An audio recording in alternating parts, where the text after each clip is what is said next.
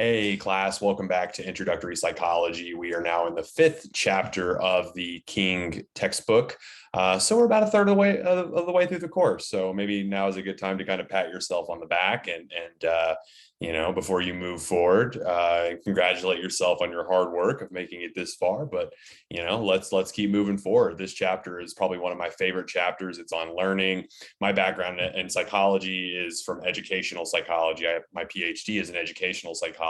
So a lot of this stuff is very foundational to understanding how organisms learn.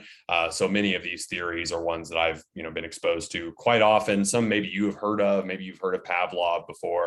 Some of this might be review, but again, I think if you're trying to understand how organisms learn, including humans, the theories presented here have held up quite a while as terms of like the test of times go. So this chapter is broken into 5 different sections. We'll start with classical conditioning. Anytime you see that word conditioning, you can mentally replace it with the word learning. We'll take a look at operant conditioning and then observational learning. We'll look at some cognitive factors that that affect learning, and then also biological, cultural, and psychological factors in learning. So first, kind of 3 theoretical perspectives, then we'll kind of broaden our approach to learning. So learning, obviously, if we're going to be talking about learning theory, we need a working definition. And our textbook talks about learning as a permanent change in behavior that occurs through our experiences. So, for example, like the picture here, the experience of maybe going to a trade school, a tech school, or whatever, an internship program, apprenticeship, something like that. Maybe you would learn in a way to be able to fix cars, change oil, work on cars in a mechanical way. And ideally, that would permanently change your behaviors for the rest of your life. You would no longer have to go to the dealership or some other place to get an oil change. You could do it on your own, and you could also make money off of those, that change in behavior. You've learned a skill that can make you more employable. We're talking about a pretty big change. If learning this skill, results in a pretty big change based on those experiences. And a lot of what we know about learning comes from the behaviorist perspective in psychology. So just a friendly reminder, behaviorists are interested almost exclusively in what we can see, observe, and measure. And at the time of its development, those were overt behaviors, the things that we could directly measure.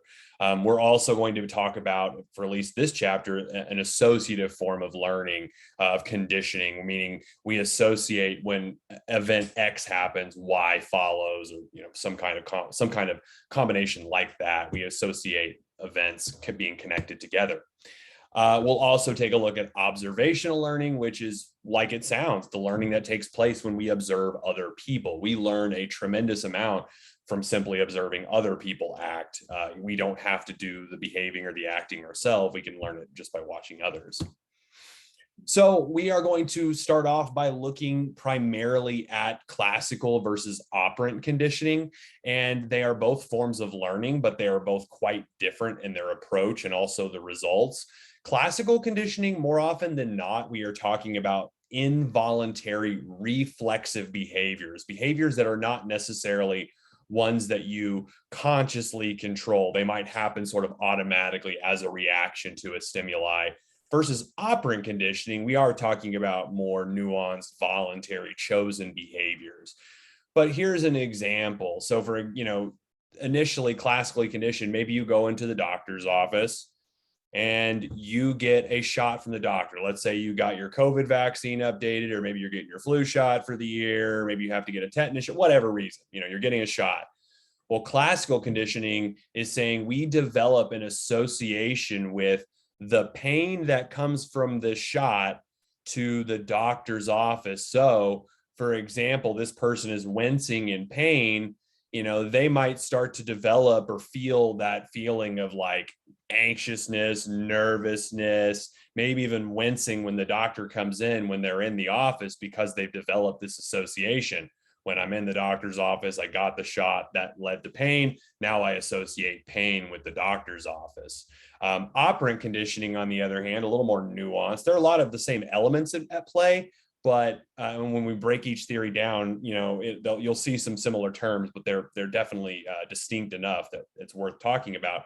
Operant conditioning, voluntary behavior. So let's say you engage in a behavior. Let's say you swim competitively, maybe for your school or for a club. And the consequence of that behavior is you are rewarded. You are given a medal and probably a lot of high fives and congratulations from your teammates.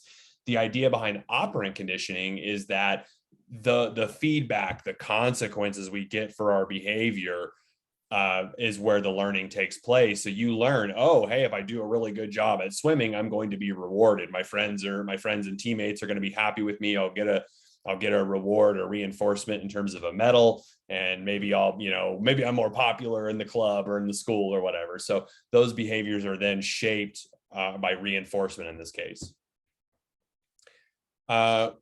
Okay, so yeah, performing well. Sorry, I kind of jumped ahead, but performing well in a swimming competition becomes associated with the rewards, with the example of, and this is again helping to explain voluntary behavior. Classical conditioning, on the other hand, this is used to explain, our association with fear responses, involuntary responses like emotional stimuli, and again, more so for involuntary behaviors.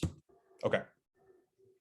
So let's go with classical conditioning. Let's break it down even further. In this case, we're going to talk about Pavlov and his dogs. In the most case, anybody who's had a dog before, I mean, this even works for human beings, but you can definitely see this for dogs.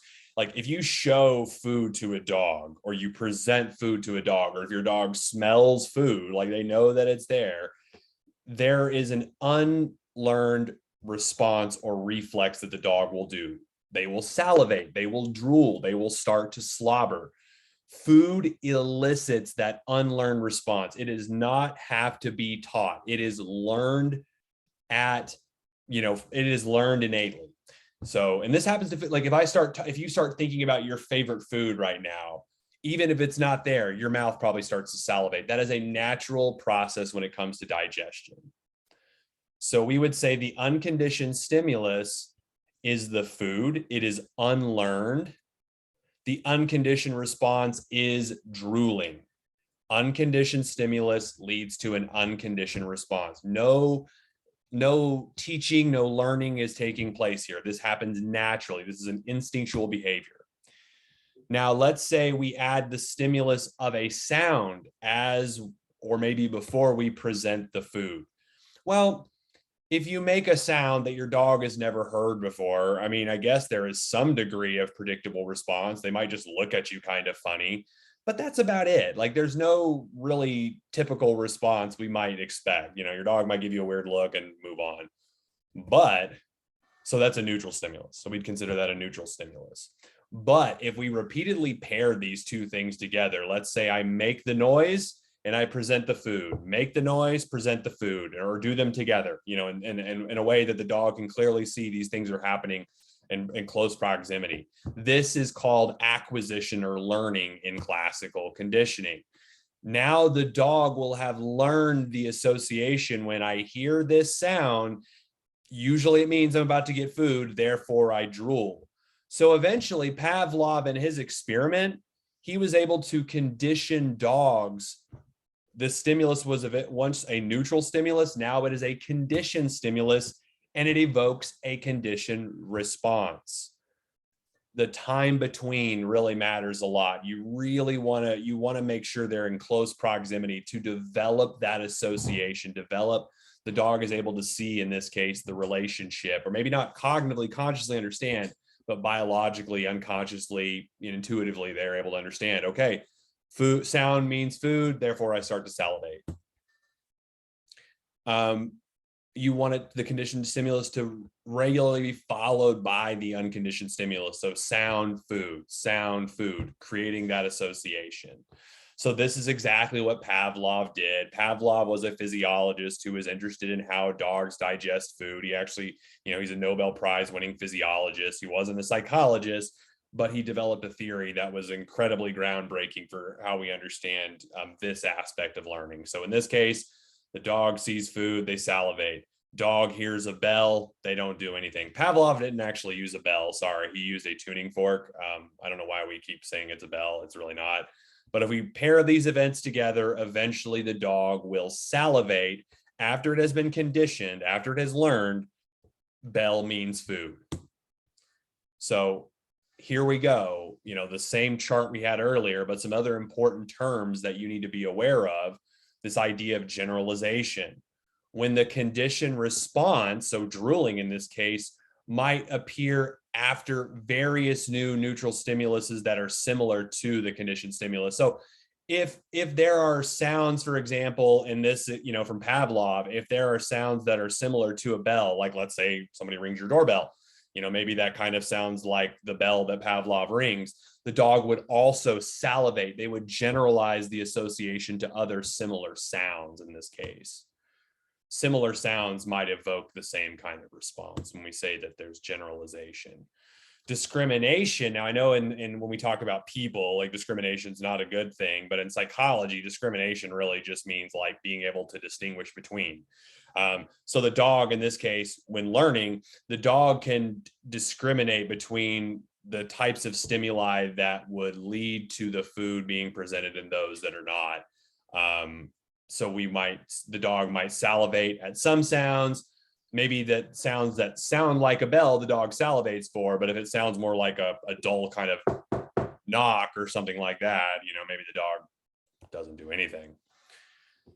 And we would expect, in terms of monitoring and tracking the strength of these associations or the condition response, there's some terms you need to be familiar with. Like when the dog is initially learning, we call this the acquisition phase. But think about Pavlov's example. If over time, if Pavlov stops giving food with the bell, like if he's just ringing the bell, we would eventually start to see the behavior of salivating, of drooling, become extinct. It starts to stop. It starts to diminish it's almost like the dog kind of figures out like, oh, now you're not bringing me food when you ring the bell. So that response almost gets reversed. It's not extinct for forever. It's not gone entirely. After a certain period of time, we might see what is called spontaneous recovery of the behavior. So maybe like a week passes and Pavlov rings the bell, and it's almost like the dog's kind of like, I know they're not consciously thinking this, but it's like, okay, well, we'll try this game again. I'll do your little trick for you to get the food. But obviously the dogs aren't really, thinking in those terms. So extinction, we are weakening the condition response because we're not presenting the food anymore. For example, Pavlov rang the bell but did not present the food. Spontaneous recovery, the response reoccurs after a time of delay. No other learning is take place. So for example, when Pavlov rang the bell the next day, the dog salivated. So even if Pavlov stopped giving food with the bell the day before, the dogs would kind of pick back up and recover the behavior pretty quickly.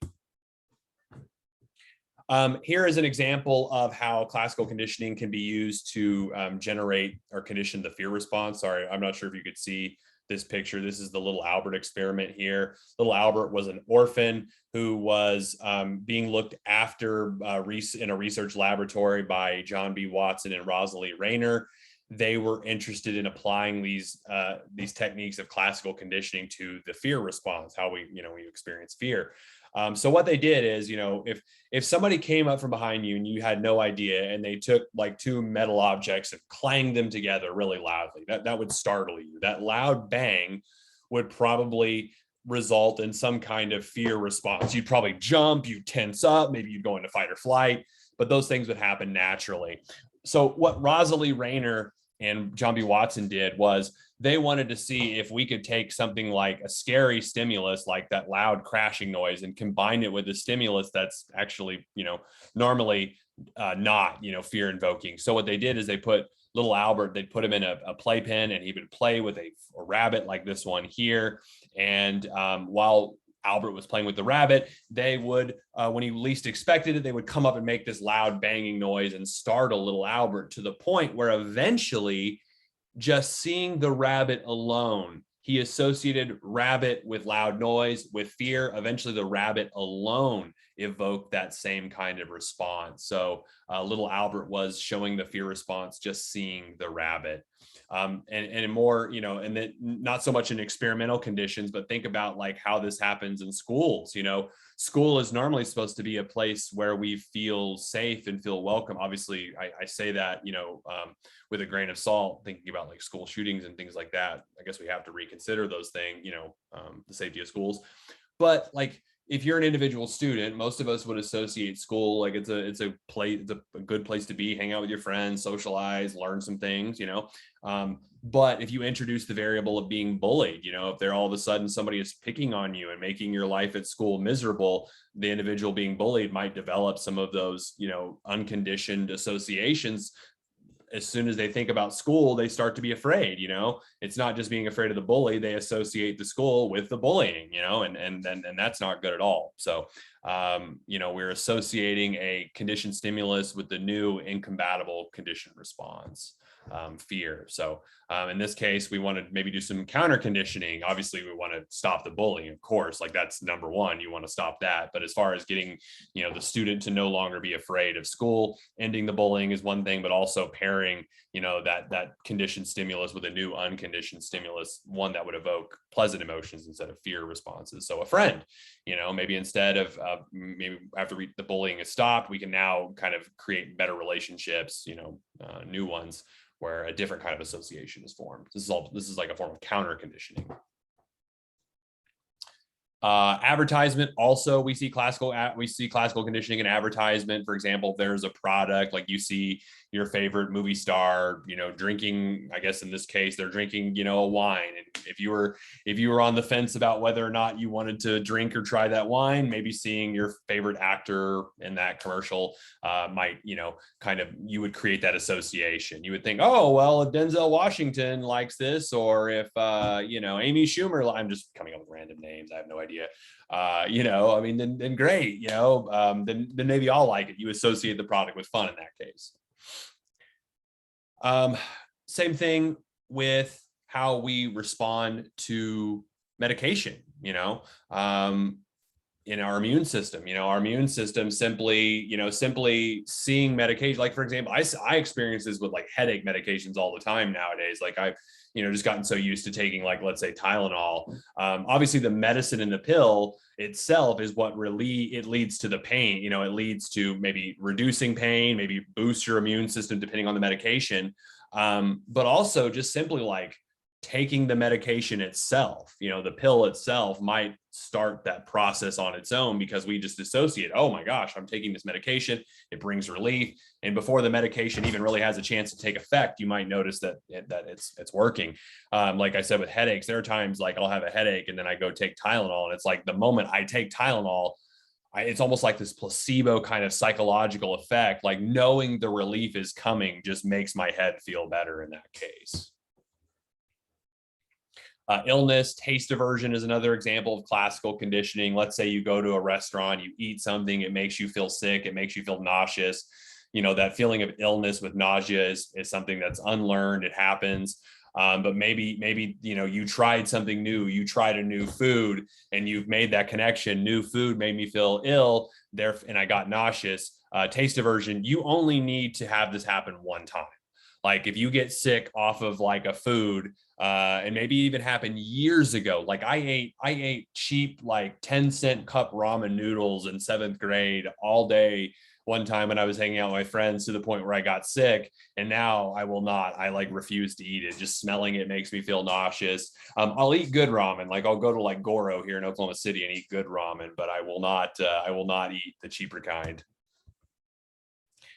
Drug tolerance, drug habituation, you know, paraphernalia, a lot of these same examples. I don't, you know, for the sake of time, I'm not going to go over these, you know, but you can kind of see, you know, these varying and differing examples of classical conditioning, and the associations that we can make can kind of, you know, happen in all kinds of manners. So in this case, you know, drug habituation, getting used to a drug. If you take a psychoactive drug, let's say, you know, I don't know, like if you take a drug to relieve pain, you know, the unconditioned stimulus, it reduces a natural response in your body. The appearance of the tablet itself and the room where the person takes the drug might also begin to elicit those responses. You know, the body starts to prepare for the drug when you go into the room. Like, let's say if you take your medication, like you open your medicine cabinet in the bathroom and you take your medication there, like just simply being in that room might evoke some of those same responses out of association. Okay, that's classical conditioning. We are moving on to operant conditioning, which again is used to explain voluntary behavior. Now, it's not black and white, only voluntary.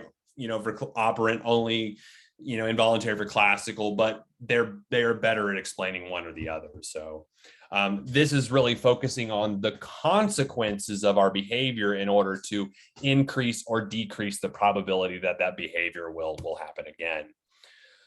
So this comes from Thorndike's law of effect. Edward Thorndike kind of predated a lot of the behavioral perspectives in psychology, but the idea is that our consequence will either strengthen or weaken the response, or that connection, the association we build. So for example, like things that are rewarded are more likely to continue. Things that are punished are less likely to continue.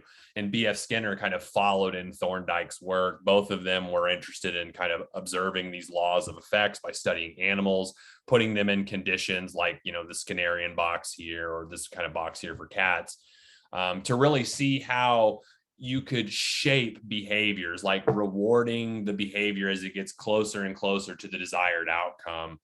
It's really hard to teach complex behavior, so you'll typically teach it in steps, and then you'll reward each of those little steps along the way to shape the behavior. So for example, like teaching a bear to spin a ball on its nose, is that trick too complex for a bear? You would think so intuitively. Heck, it might even be too complex for me as a human being, but people do it. They use this idea of operant conditioning and shaping, and figuring out, okay, what can the bear already do that's kind of close to, this behavior, this desired behavior, and then, train the bear to do that. And you're rewarding the bear as they go along, as they improve. You are, keep requiring closer approximations, getting closer and closer to that end goal. And eventually the bear masters the trick. Like any kind of behavior, especially when it comes to animals, like teaching your dog to sit, teaching your cat to jump through like a hoop or whatever, those things are going to be pretty complex and need to be broken down into various steps. So in operant conditioning, there are two different ways to change behavior. There's reinforcement, and reinforcement of any kind, doesn't matter what it is, increases behavior. Doesn't matter if it's positive reinforcement or negative reinforcement. It always is intended to increase a behavior. We want you to keep doing this. So positive reinforcement, I'm going to add something. I'm going to give you something to increase the likelihood of your behavior. So it's called positive because something is being added. It has nothing to do with good or bad.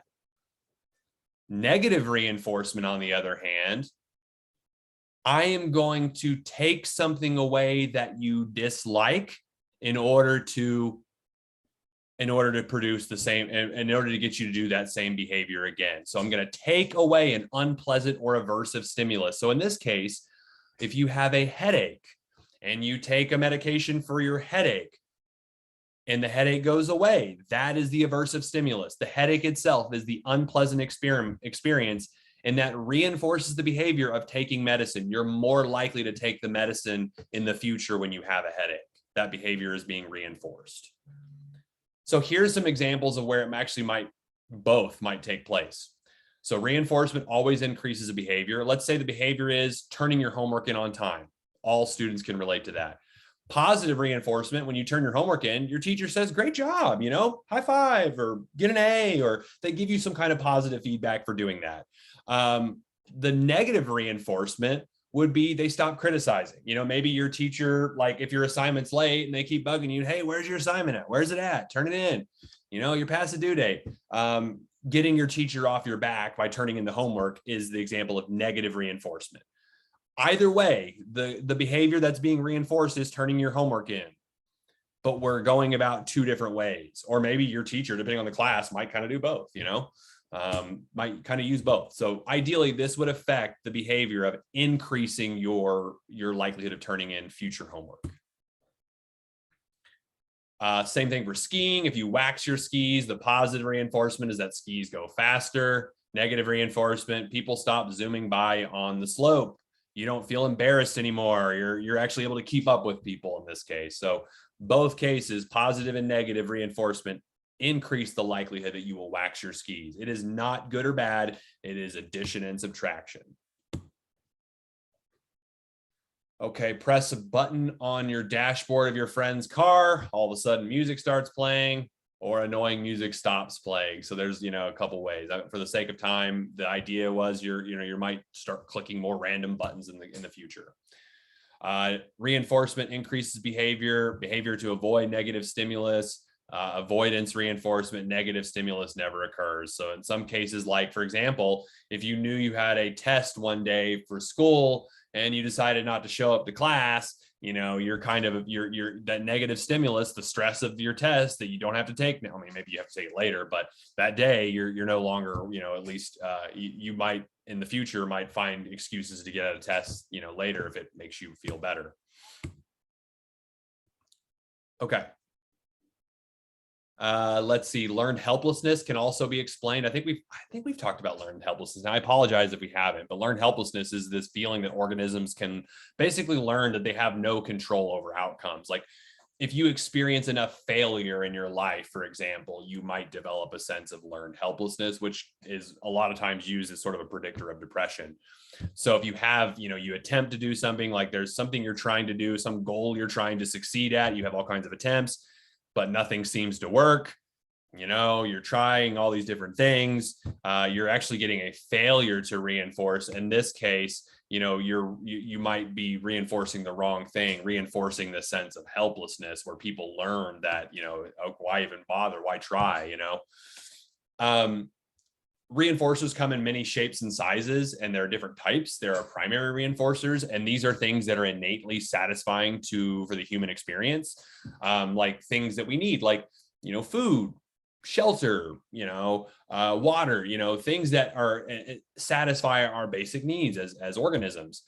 Versus secondary reinforcers, these are things that are satisfying through their experience, and typically these are things that allow us to acquire primary reinforcers. So for example, like your job doesn't pay you in food, even though probably a good chunk of your money from work ends up going to buying food, so that's more secondary reinforcer would be the money, primary would be the food. So, but I, think for example, like, if you're trying to get your friends to come over to help you move, maybe you can't give them money because maybe you're a college student. You're like, well, I can't afford to pay for movers, but I can maybe order a couple of pizzas and offer my friends to help me. I'll, give them pizza, and if they're old enough, maybe buy them beer too. If I'm old, in this case, old enough, maybe, and that might be a primary reinforcer to get your friends to come help you move.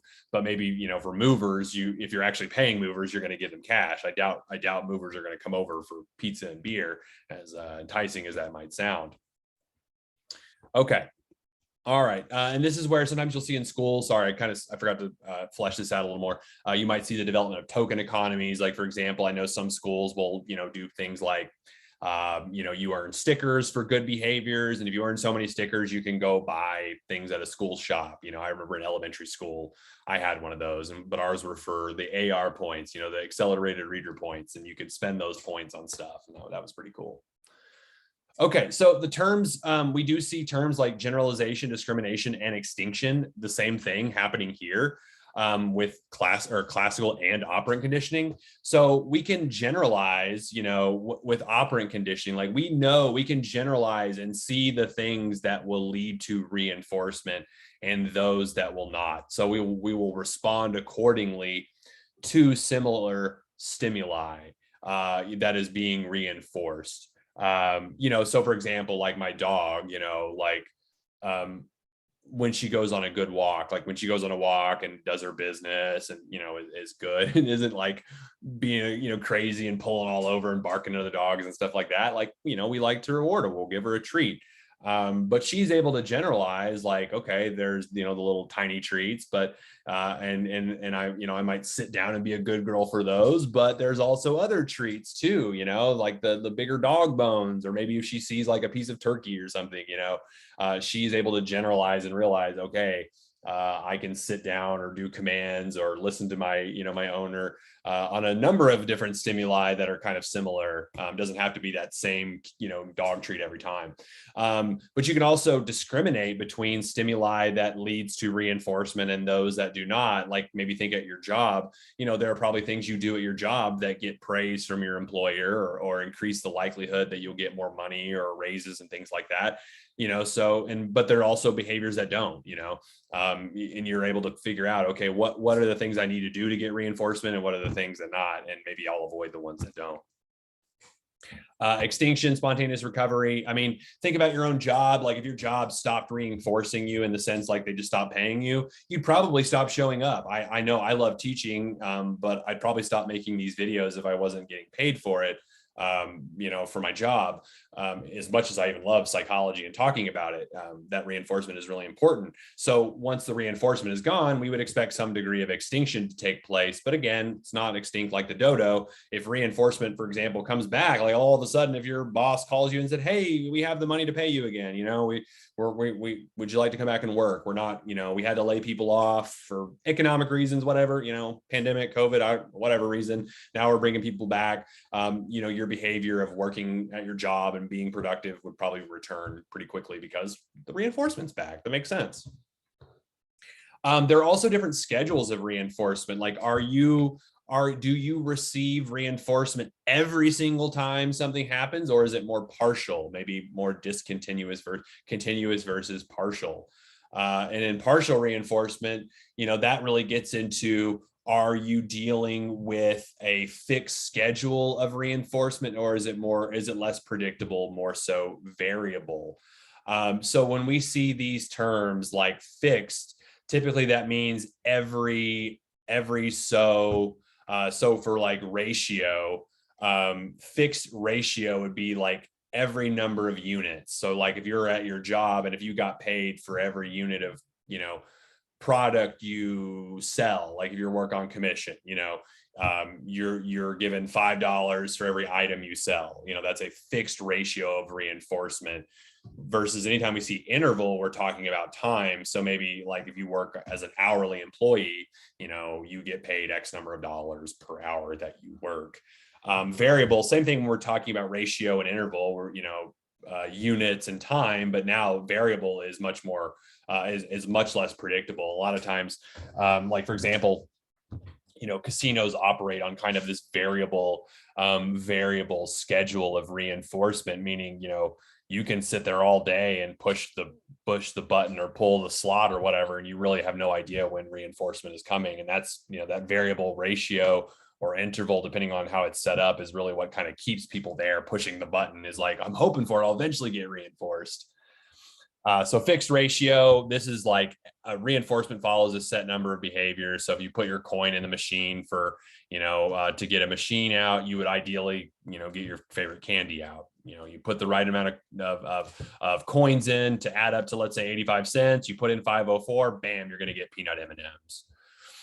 Variable ratio, though, is reinforcement following an unpredictable number of behaviors, and it operates on an average. And this is exactly how Vegas is able to operate, this variable ratio.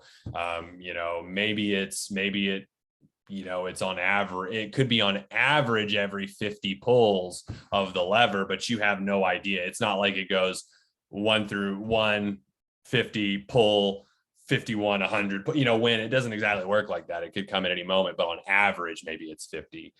Fixed interval reinforcement occurs at a set amount of time has elapsed, like every day, for example. You might expect to be able to go check your mailbox for mail. Maybe not every day you get mail, but it's your behavior has been reinforced enough. You can probably.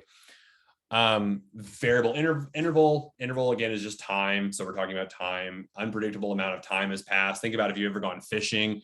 There could be days you sit out there and catch a fish like every other time you throw your reel, but there could be times you're sitting out there for hours and you don't catch anything at all. And a lot of times it's kind of the waiting and hanging out and just relaxing is why people like fishing. So maybe if you fish, maybe you don't even really care. Some people do care. Obviously they do it competitively or for food or whatever, but that variable interval is, anytime we're talking about variable, it tends to be, a high response rate. So if we think about in terms of responses, in terms of time, we're more likely to see it in terms of ratio gets pretty high responses, but more consistent responses happen in the interval schedule. Okay, so if reinforcement is used to increase behavior, punishment is always used to decrease behavior. If I want to get you to stop something. So I'm going to say this right now. Negative reinforcement is not punishment. They are not the same thing.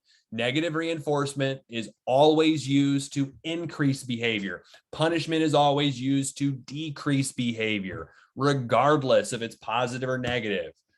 Positive punishment means behavior is followed by some kind of aversive consequence. You do this, I'm going to follow it up with something that you do not like.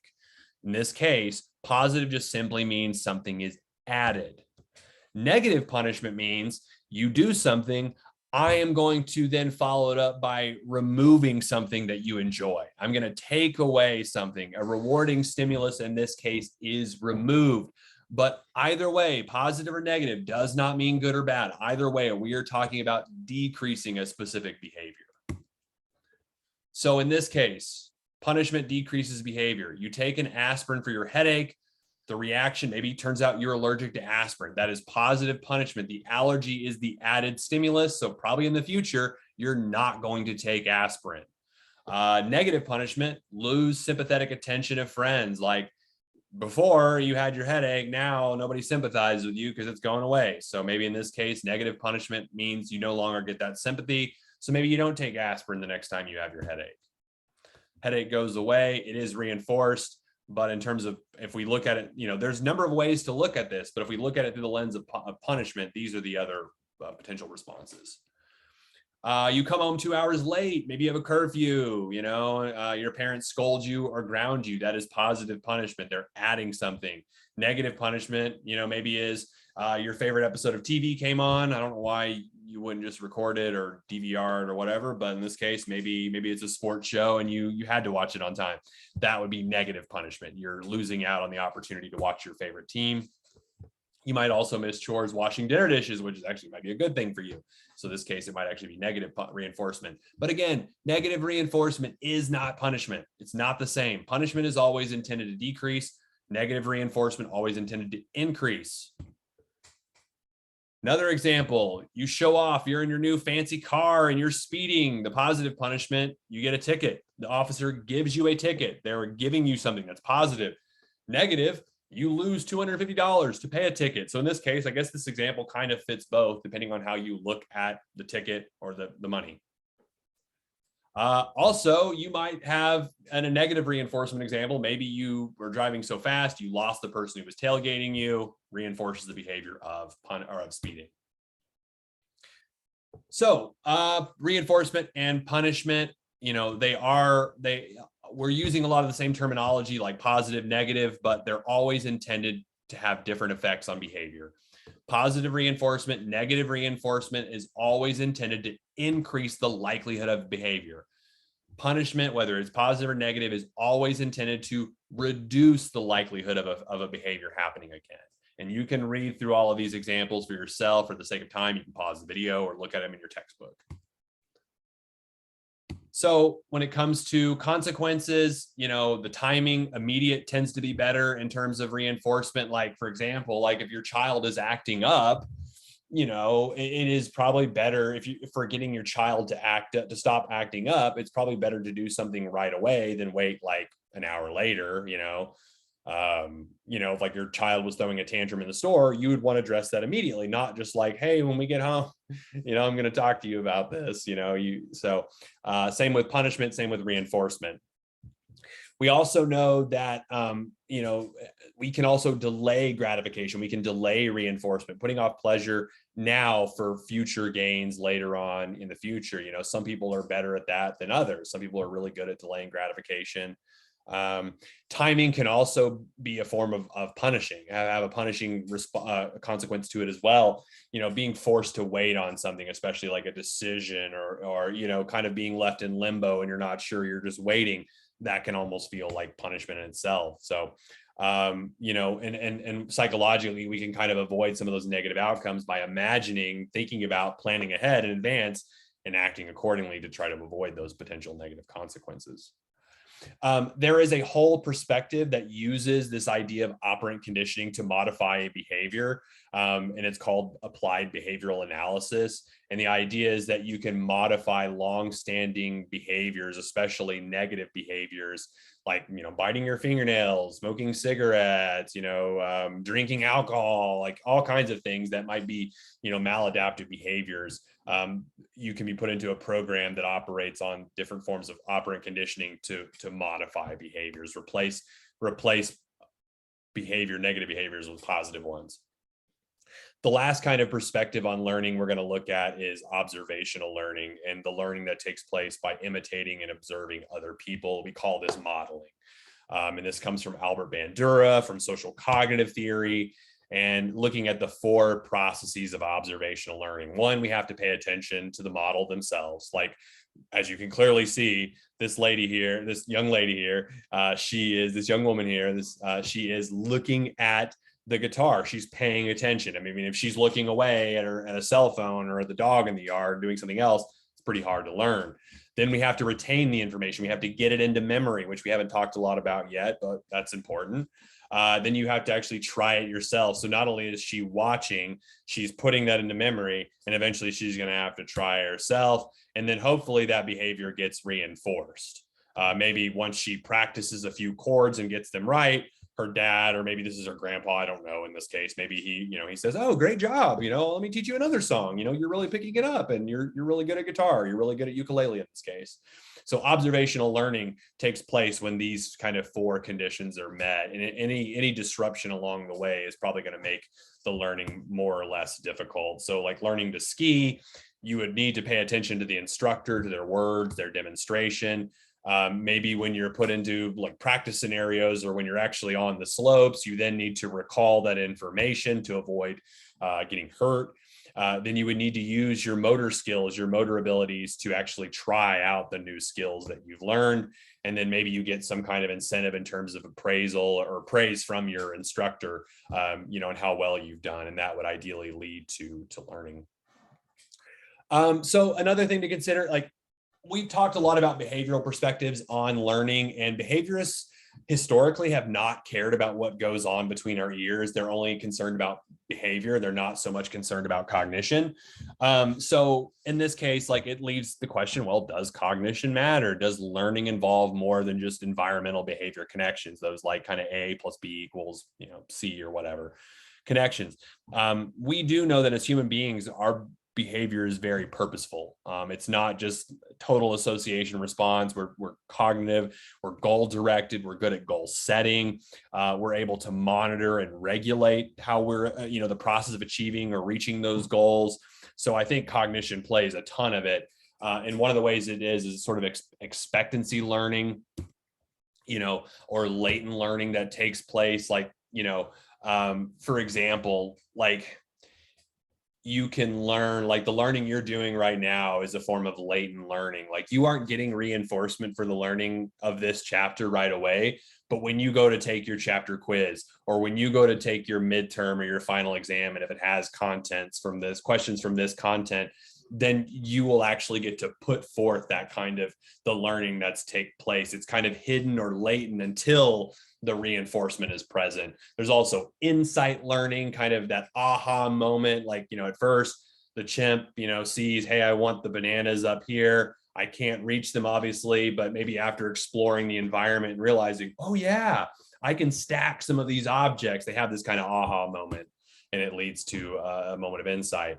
Other factors that might develop in learning, there's biological constraints. Like, try as I might, I'm 6 foot tall. I guess I could eventually dunk a basketball if I really, practiced and tried, but I'm probably never going to be able to dunk a basketball like LeBron James or Michael Jordan or Kobe Bryant or any number of like really good basketball players.